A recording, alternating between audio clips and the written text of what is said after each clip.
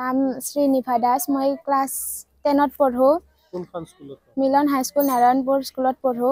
কি হৈছিল ঘটনাটো হৈছিল কালি স্কুলত প্ৰাৰ্থনা কৰি উঠাৰ পাছত ৰুমত যাই বহি আছিলোঁ। তাৰ পাছত হেডমাষ্টাৰে আহি কিনে আমাক ৰুম ঝাৰু কৰিছোঁ না নাই তাক সুধিছিল। তাৰপিছত কোনো একো উত্তৰ দিয়া নাছিল। তাৰপিছত যোৱা সোমবাৰটোত আমাৰ দেউতাৰে ৰুম সাৰা পালা আছিল। সেই যোৱা সোমবাৰটোত আমি দুটাই ৰুম সাৰি পেলাই ৰুম সাৰছোঁ সিদিনাখনে। তাৰপাছত হেড ছাৰে আহি মানে ৰুমৰ বেৰাখনত মানে আমাৰ মানে যায় যোনী ৰুম সাৰা যায় সেই তাৰে পাল্লাটো মানে লিখি থৈ দিয়া আছিল। তাৰে সোমবাৰটো মানে আমাৰ দেউতাৰ নামটো চাই কেনে আমাক একো সোধ পোছ নকৰাকৈয়ে মানে মাৰিলে দেউতাকে। বেয়াকে কোবাইছিল? হয়, মেডিকেল কৰিছোঁ আমি বেতেৰে। আমাৰ নাছিল, কালি বেলেগৰ আছিল।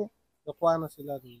কৈছিলোঁ, মানি লোৱা নাছিল। লাষ্টত আৰু সোমবাৰ এটা আছিল লিখি থৈ দিয়া, তাত বেলেগ পাৰা আছিল কিন্তু আমাৰ নাছিল। সেই মানে কালি যোৱা সোমবাৰটোত কিবা কৈছিল নেকি? আৰু একো কোৱা নাই, মাত্ৰ আৰু কালি মেডিকেল কৰি অহাৰ পাছত আমাক কৈছে মোৰ ওপৰত যদি বিচাৰ দিয়া বা কিবা কৰা, কৈছে মেট্ৰিক পৰীক্ষাত ৰিজাল্ট ভাল নহ'ব বুলি কৈছে।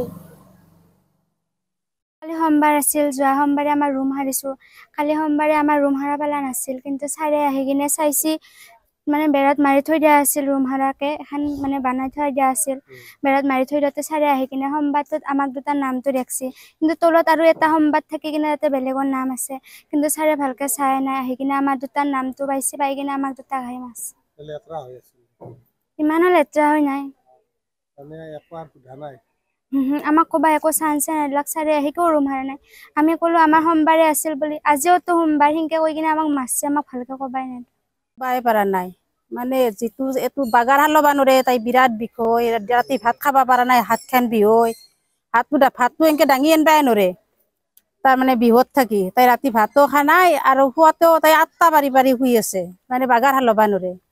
এতিয়া মই ভাবছো ছাৰক এৰে পৰা মানে বেলেগক লগে নিয়া ভাল হ'ব, কাৰণ ছাৰক ৰাখলি এনেহেন পৰ্যায় হৈয়ে আছে। আৰু এইখন স্কুলত এইবাৰ সিহঁতি 3বাৰ না 4বাৰ হ'লে, কিন্তু আৰু ছাৰে যি মানে ইয়াতে একশ্যন নল'ব, সেইটোৰ পৰা বহুত অসুবিধা হৈ আছে। ছাৰৰ পৰা বিশেষকৈ অসুবিধা হৈ আছে।